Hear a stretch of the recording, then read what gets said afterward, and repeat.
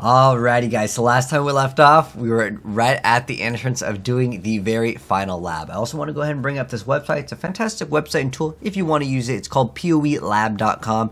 They have all of the solutions. The one that we would be doing is the Uber Lab. This is like the harder one.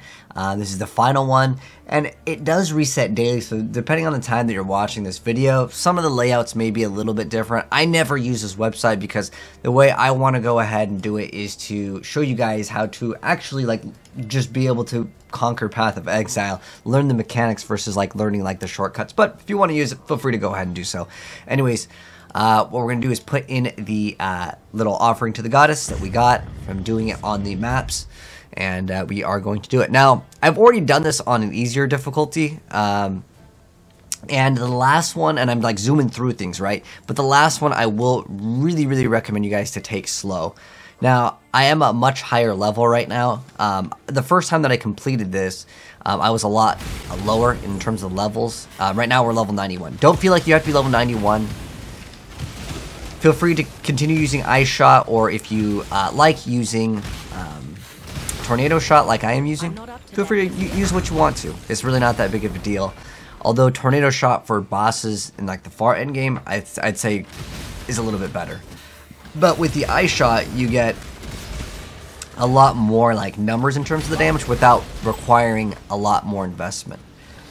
So in the very final lab, you're gonna usually require a key. Let me see if I can go. It's usually around. Okay, there are little secrets around, so feel free to again click around. Sometimes there are hidden pathways and things like that. We have a locked door over here.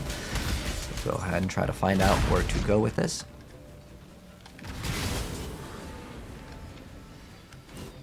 So go here, and we'll check out this, and we'll see that there is a key, silver key here. Usually with the silver key, it's not going to be the correct path. It's usually like where there's a golden door that you'll need to eventually pass. And make sure when you guys are doing this, I recommend keeping 2 life flasks to be a little bit safe. You can also get a granite flask. I have my flasks right now on auto, and I'll explain that a little bit later because it's kind of expensive to get going. It's not really super expensive. It's like 5 chaos, about 5 to 10 chaos each. And it kind of just depends if you have the currency or not to get them. But I'll kind of briefly mention it when the time comes. But a lot of the stuff in Path of Exile is always going to be optional for the most part.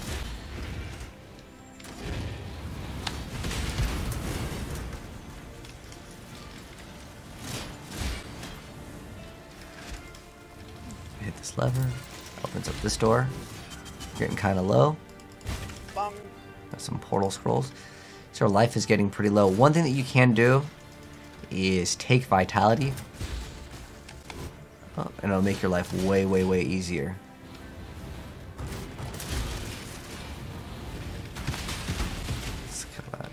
So wait for the rotation once.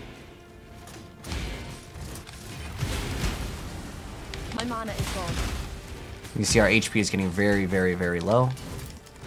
That's okay. As long as there's things to leech off of, we'll be a-okay. Sounds good. Does it work?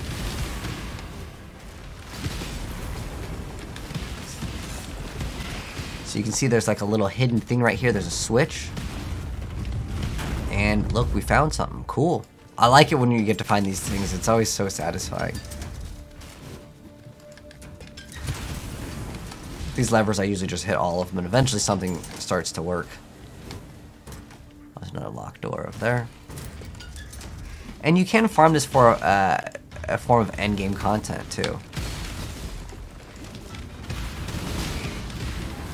What do we get? Is it over here? I'm not up to that just yet. Oh, this didn't even open up anything. Okay. I didn't really see anything over there. But sometimes there will be areas that will give you like some sort of bonus, but that's fine. We don't really need to use it. But now we're on the first. And if you want to fill up your flasks, feel free to go ahead and do so. I think we'll be okay. Like I said, at this point, I've already done the final lab. It's just I'm doing it again because I wanted to mention the website because it's kind of important. And I didn't do it on my first one. But this guy should be melting quite fast. We were like, I want to say maybe 70s and 80s when we did it before. I think it requires you to be at least 75 when you do the final lab, but again, it doesn't really matter too much in terms of, and I'll explain like the whole like auto casting, because right now we don't even have to cast Hydrosphere, and it's because I have bought a helmet. Now the helmet is kind of expensive, and if you can't afford it, don't worry, you'll eventually be able to get to it. It's about 1 Exalt, and I get it like all the time. As this build, I feel like it's just so much fun. But sometimes there might be a golden door and you'll have to like go get the key to open up the door. In this instance over here, I do not think we need this one. Alright, so we'll check again via the little current location thing. And also I want to do this again anyways because I want to try to upgrade these boots. I want to see if we can get an upgrade. And if you can't complete the lab in one day, come back the next day with another offering to the goddess. Remember, you can buy those off of players. And the reason why I say come back the next day is because the layout will change. Some maps are more difficult than others. Some maps are a lot faster than others. So it's just kind of like the luck of the draw. Oh, now we're already on the second one. When the time comes to strike, an emperor strikes without hesitation. To enter divide is the enemy. Okay, he's spawning in.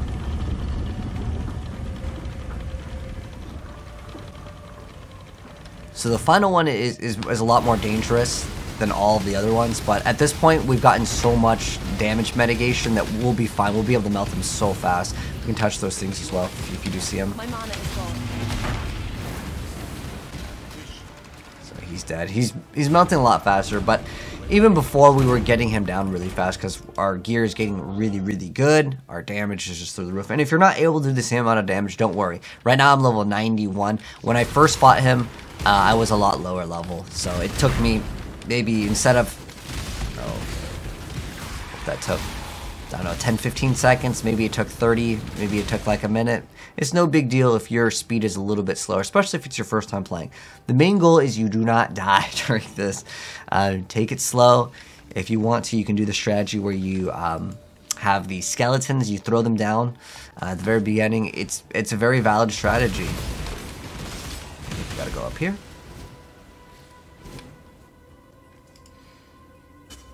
And if you do die, you do lose out on your offering to the goddess. You will have to purchase another one or farm it. But the thing that's really cool with this is we get a lab enchant and we're going to see what we can get with it. If we can get tornado shot, absolutely amazing.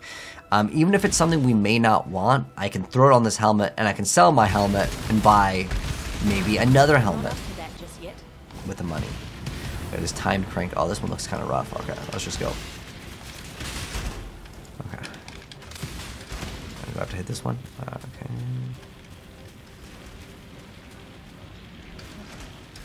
Oh, okay. That was actually a lot easier than I thought. I think that the crank made those things not spin.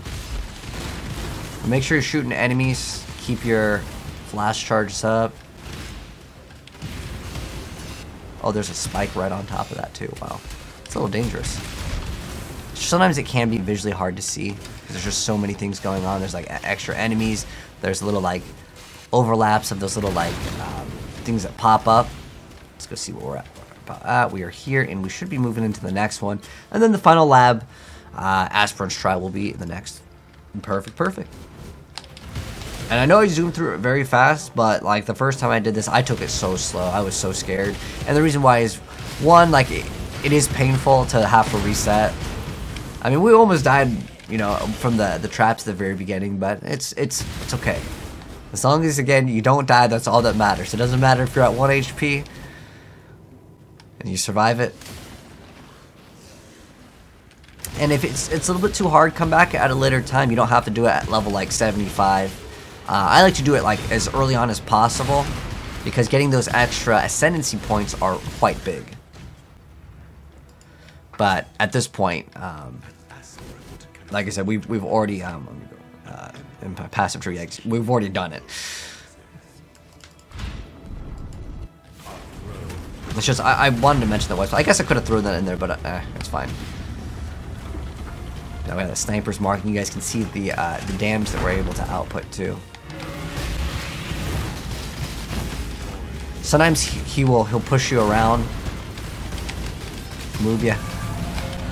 But there's a lot of traps in this very final one, so be very, very careful. You'll have these like spinning saw blades. Again, this one is the hard one. But once you complete it, just like before, you get these keys. But the most important thing is on the bonus. Wow, this one's actually pretty good. So we have Toxic Rain fires additional arrow, blood and sand increased effect, purity of elements, reduce what is it? Increase mana reservation and efficiency. You take 10% reduce extra damage from critical strikes if you've taken a critical strike recently. That can be okay. Honestly, the Toxic Rain fires an additional arrow. What you can do is you can go to PoE.trade, go to the website, look up the exact item that you want to put it in, because right now, Asinus Chat, I think people will use it in that. I'm going to check though. So I would go to the website and type in Asinus Chant. So this one over here, okay, it's going cheaper now, which is awesome. This is the item that I have, and we'll talk more about the build like after. But what I also want to do is type in what is it? Toxic Rain fires an additional arrow. This can make the price go up super high. So it goes from like basically one, it was like maybe half an exalt to almost double the price. And again, people will be paying a lot for these specific things that roll. Like the one that we would want is Tornado Shot fires an additional secondary projectile. That's like the best one.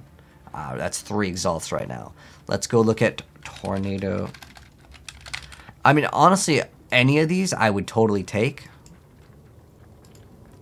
Let's see what this one has. 1.5. That's Tornado Shot with extra damage. It's not perfect attack speed, but it's fine.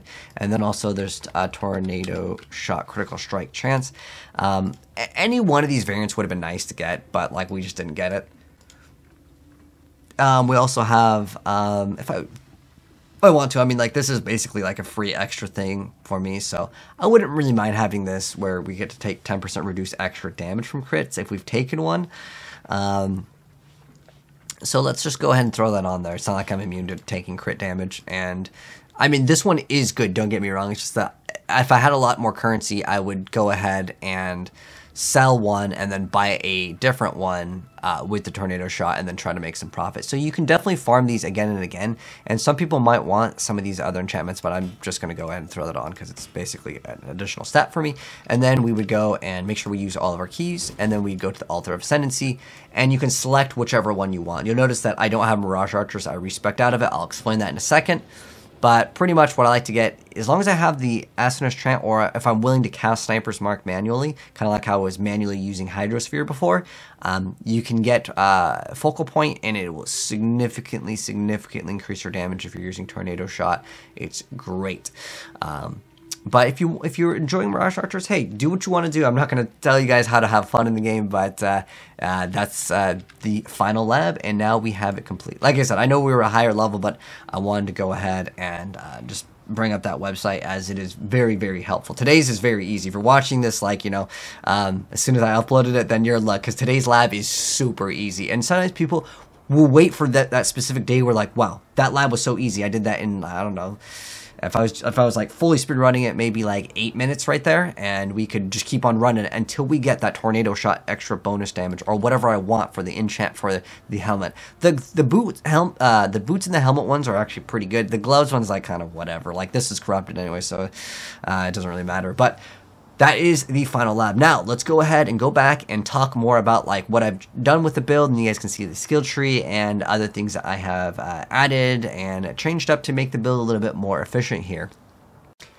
Alrighty, so now that we're done with the final lab, we still have a lot more content. There are more final bosses that we're going to be fighting that are major for the endgame system. Now, we've progressed quite a bit at this moment of me making this part of the video. However, I did want to go over the pieces of gear as well as the tree, as I will be respecking into something. And keep in mind, you don't have to respec if you don't want to. Like, if you're really comfortable with the Mirage Archers, it's just The way it works in the very beginning is because you have enough damage and you're able to melt things fast enough. I usually roll that first because it can let you clear out content so much faster that it is worth it. It's like a trade-off. Basically, eventually things will start getting harder and harder as when you do the map, your Awakener level will be going up, and that's going to make things a little bit harder. However, it will give you better drops. That's the whole like Watchstone mechanic, and we'll talk a little bit more about the other boss that spawns in after we do all of this called Cirrus. So, in terms of the skill tree, so what I went ahead and did, and you don't have to do this immediately, but it is something I highly suggest when you are able to get Asenes Chant, which is the helmet that we have. So in terms of the tree goes, you're definitely going to want to get Ricochet, and you're going to definitely want to get Endless Munitions. I know in the gameplay we're using Ice Shot, but you can swap into Tornado Shot whenever you want, but both of them are very, very valuable skills. It's kind of up to you. However, this is super, super important. So we drop the Occupying Force. So we drop out of the Mirage Archers completely. How we do that is we use our refund points. These each will cost 5 refund points for each one. So it's a lot more expensive than your normal like refund points. So just keep that in mind as well. And if you have to farm for the currency, no worries. It's not a big deal. But this over here, focal point, is only relevant when you're able to use a mark. That's going to be when you get Asenes Chant. It's going to be something that I highly recommend. In fact, right now I'm going to go back over to my hideout so you guys can see what an Exalted Orb looks like. This is basically what you're trying to farm towards, as this is like the main form of like big endgame currency that most people want when they are looking for pieces of gear. So this is what an Exalted Orb looks like. It is really, really valuable because it lets you craft, and sometimes when you craft, it requires this as a building component. It's like a resource that you need to use. Now, just as a heads up, yeah, you can craft with them, but I'm not going to suggest beginners to craft. One, it's random, as in you could be spending, you know, hundreds and hundreds of hours on an item, and then it bricks and it's just completely gone. That's how the endgame of Path of Exile, when you want to really min-max, that's kind of how it goes. But I would just suggest using these for trading. It's just the same thing with Chaos Orbs. You start building them up. These are quite rare, I'm going to be honest. However, I've gotten several already. In terms of the build, the more expensive pieces that will cost you 1 Exalt that I would say are really, really helpful are going to be Asenes Chant. This item is about 1 Exalt. Keep in mind prices fluctuate. So what this allows us to do is when we shoot with the bow, it's going to start casting stuff. This is how we get the tornado shot without even having to cast it. It's going to also cast Hydrosphere. It's going to cast our other curses as well. It's really, really, really awesome for that. So right now I'm using Tornado, Sniper's Mark, Frostbite, and Hydrosphere all inside of this helmet. The reason why is because it has the first line triggered a socketed spell when you attack with the bow with a 0.3 second cooldown. The only rolls on this that are really important that you want to look out for is the increased attack speed. The cast speed really doesn't matter. Technically, yes, is it better to have you know, 15% versus 0? Sure, but for the most part, it is completely unnecessary. Just focusing on getting one that has good attack speed, and they're all about 1 Exalt. Obviously, it'd be nice to get an enchanted one with like increase to Ice Shot, Tornado Shot, whatever skill that you prefer. But once again, that's going to be kind of random if you're going to be able to get those for a good, like, cheap price. Chances are for 1 Exalt you won't get that. But that's what I'm running in the helmet. For the weapon here, I would like to have elemental damage with attacks instead of Ice Bite, but this is a corrupted weapon. So if I want to re-roll some of the colors, I would actually go to the crafting bench, or I could use a Tainted Chromatic Orb, which, let me see if I have it. I don't know if I have any Tainted Chromes. Basically, it's one of the tainted currencies, and yeah, you would be able to maybe RNG and get lucky and get the correct colors. But right now I'm running increased critical damage support. This is only if you are able to get the Secrets of Suffering, which gives you the brittle. Otherwise, I would not recommend this. You can just keep in inspiration or like elemental damage added with attacks. That's totally fine. Right now I'm running greater multiple projectiles. If you are running Ice Shot, you may not want to run greater multiple projectiles because it does lower damage. You can run something else that would still increase your damage. The Mirage Archer is still totally fine to run, even if you don't happen to have the passive that gives you like the Mirage Archers aren't attached to you. And then we're doing Ice Bite right now, and then we're doing Tornado Shot as well as added cold damage. That's what I'm running right now. Keep in mind, remember, don't forget to quality up your gems. So that's what I've got for my bow. Still running the same bow over here. Got a better amulet. Nothing too important to mention. It just happens to have Whispers of Doom. You can also get an amulet that just has the additional curse that you can apply. In the very beginning, the reason why I mentioned to get a talisman is because 1, they're way cheaper, 2, they're a lot more common, but now you can just look for an amulet with the modifier that has, you can apply additional curse to it. Ideally, you can get life. This one's actually pretty nice. It gives me LE damage, and I believe I paid like 30 chaos for this one. This ring is pretty expensive. It has cursed enemies with elemental weakness on hit with 20% increased effect. It is a lower number than what we were getting before with the boots that would apply it, because we had the lionized paws, the arrows would come down, we had hex touch. Now this just applies it instantly, and that way I don't have to actually have as much intelligence as I required when I was using elemental weakness inside of our boots with the hex touch support. This ring was very, very expensive, but I'm trying to max out on the resistances, and also getting the non-channeling skills have minus to total mana cost is quite nice. It just helps out with mana sustain, but this ring, like I said, will be relatively expensive. It's like roughly around an Exalt. If you can get lucky, sometimes you can get these for like 50 chaos, but again, it's just kind of up to you on what you are actually trying to get. Now, in terms of the other ring, just pretty much going for resistances, increased elemental damage with attack skills. I'm making sure I still keep all my resistances capped out over here. And then for my armor, still running Here's Iron, nothing special with that. Still running Hatred, Herald of Ice. I'm running Second Wind and Dash. I threw in this enhanced support. It's relatively cheap. What it does is it increases our quality of the gem, and don't worry about it. It's really not that big of a deal. It gives us like a total of 8% cooldown on Dash, but it's really unnecessary. And then I'm running Steel Skin as well as Precision. This is a gem I'm keeping at level 1. I just want some small little extra accuracy so it doesn't eat too much mana. I keep it at level 1. I'm running a Stygian Vise, which is a belt that has a socket, which allows me to put in a jewel that's a search, it's an Abyss Jewel is what it's called, and that allows me to put this inside. And I also rolled it with percent chance to blind enemies on hit with attacks, which actually is something that did kind of receive some interesting buffs and nerfs. Which basically means that it's going to make the enemies less accurate and easier to hit. Don't worry too much about this, it's not really that important. It's just, belt has life, has resistances, increase elemental damage with attack skills. Our boots, we are running cast when damage taken, we are running Immortal Call as well as increased duration. These are the important ones. This Stone Golem doesn't need to be linked at all, but these are the ones that are linked. And as long as Stone Golem is high enough, I don't have to worry about it actually casting when damage is taken. It's just activating off of it not having the requirements, because the cast when damage taken only supports gems that are level 38 or lower. Since this one requires 69, it's not going to activate. So that is something to mention. Got a better quiver over here. It has a Scourge modifier of giving us extra life. We don't deal any fire damage, but that's fine. We don't rely on fire damage. We're getting crit chance on it, and the cold damage to attacks, some life and resistances over here. And then I did buy Wind Shrieks. You can get Wind Scream as well. They are essentially the same. The difference is like you get 10% move speed. I'm going to look it up. You get basically double the armor, which actually ends up being like 4% like damage reduction on physical. And then for our build, because we have like no armor at all. And then on top of that, we also have the ability to gain, you can apply additional curse. That's like the main reason why we want it. Wind Screams are like super cheap, anyone can buy them. This is about like 40-ish chaos, and what it does is it gives us 10% more movement speed. The other one gives us 15%, this one's 25. That's really the only difference. There's technically the extra hex, but it doesn't really matter because the Sniper's Mark will be auto-casted anyways, and it's just going to be really good for bosses, and it's not something that you have to worry about too much. Now for the gloves, I decided to mess around with Vixen's Entrapment. What we're getting with this is we're going to be cursing the enemies on hit with Enfeeble, and we can apply additional curse. I think these gloves are super underrated, especially for the price. You'd basically, if you want to go in the store, you would search for the Implicit. I should actually show you this because it's something that would be kind of important. So what you would look for is, let me go ahead and share screens, and then so we would look for Vixen's Entrapment, and then we'd have to search for the Implicit. Curse enemies with Enfeeble. Where is it? Enfeeble. Oh, it's total. Okay, we want to look for the Implicit. So it has to specifically say Implicit. Enfeeble, here we go.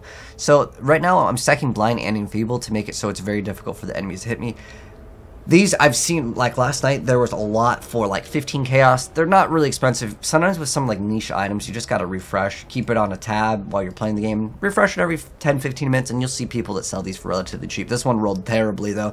It rolls anywhere from 50 to 90 maximum shield. Ours rolled the lowest. I just bought it for really cheap. But what it does is it gives us an additional curse, and that's going to allow us to do Enfeeble. Actually, it doesn't explain what Enfeeble does. Enfeeble actually is going to stack very well because it's going to make it so the enemies will be less likely to be able to hit you. Actually, let me go to the exact text over here. But Enfeeble makes it so the enemies are going to be not hitting you as frequently, and on top of that, you will be taking damage reduction. So enemies have reduced accuracy rating, and our evasion is based off of it's going to be, the enemy's chance to hit is going to be a lot lower, even though we're already scaling evasion. And then also normal magic enemies deal 21 to 30% less damage. Keep in mind, ours is going to be a lowest one, but then with also increased effect, so it would get like 20, like 4 or 5, something like that, less damage taken from magic. And then from the bosses, we would take 10 to 15% less damage, maybe like 12%, 13%. Because it's with increased effect, but it's still like a lower level versus actually leveling this up and casting it as a curse yourself. But I just really like it. It's really nice because I also got 2 of these jewels that have 6% chance to blind enemies, and that's going to be really nice. I was actually looking at the tree, and I almost want to grab this. I'll think about it later down the line. Getting Dazzling Strikes. Again, blind effect is really good. It makes it so they're 20% less accurate, and on top of that, since we already have the Enfeeble curse now being applied automatically to the enemies, it's going to make them a lot less accurate. What was the exact number actually on the Enfeeble? Let me go double check on that real quick. Close the tab. Okay, so it's 10%. Okay, so it'd be like maybe 15. So that's like 35, I believe, if the number's correct. You can also get increased effect of your curses, but basically if they're at like a lot less accuracy and we already have like decent evasion, like right now the chance, keep in mind this is like based off of there's a lot of things that you have to base off because bosses will be a little bit different, but basically if our chance to be hit is like 56%, and then on top of this is like without all of our flasks and buffs, so we'll talk more about the flasks later, but pretty much what it comes down to is the enemies won't be hitting you as often. Now in terms of the tree, feel free to copy it if you want to. I'm getting a lot of spell suppression chance. At this point, we technically have maxed out spell suppression chance. It's at 100%. And then we also got this, and I mentioned before, it's somewhere over here. Critical strike chance is increased by chance to suppress damage, spell damage. So we have another 100 crit right there, and I'm also getting brittle. Remember, the interrogation is the jewel that we want, and that's going to be really awesome to get Secrets of Suffering, and only start scaling crit on your pieces of gear when you have this. Otherwise, it's just too rough, and all we needed to do at the moment is apply like 10 or 11 stacks of brittle, and then we have 100% chance to crit pretty much at all times, and it's really, really good. We also picked up this. Only get this if you have some shield. I'm starting to get a little bit of energy shield, specifically because this grants us energy shield, and at like 500 extra energy shield, we're almost at like 5k HP. Like if we count the life and the shield, which is really nice. And I got this ghost dance thing, so it basically whenever we get hit, we just gain all of our shield back. It's really nice, but it's every 2 seconds. It's such an awesome thing to get for 1 point. It's awesome, and since we already get all these dagger points, it's literally right there. I also got the corrupted blood can't be inflicted on you, but I'll also put the POB if you guys want to check it out. Like, you can just like download it via just this way, you don't have to like actually look at it. But pretty much this is our current tree. As far as the jewels go, just got something that had cold damage, energy shield, life, and blind with attacks. We're gonna get a couple of these jewels up until I have enough to get something called the Watcher's Eye with added cold damage as a flat number to our attacks, and it's also gonna increase our life. But it's looking pretty good. The build is actually coming together really nice. We're just starting to melt content super fast. But anyways, that's where we're going to go ahead and wrap it up for this part of the video. But if you enjoyed it, thanks for tuning in. Drop a like on your way out, and I'll see you guys in the next part. And we'll probably be fighting some like major bosses here very soon. But take care. I can see you guys in the next one. Peace.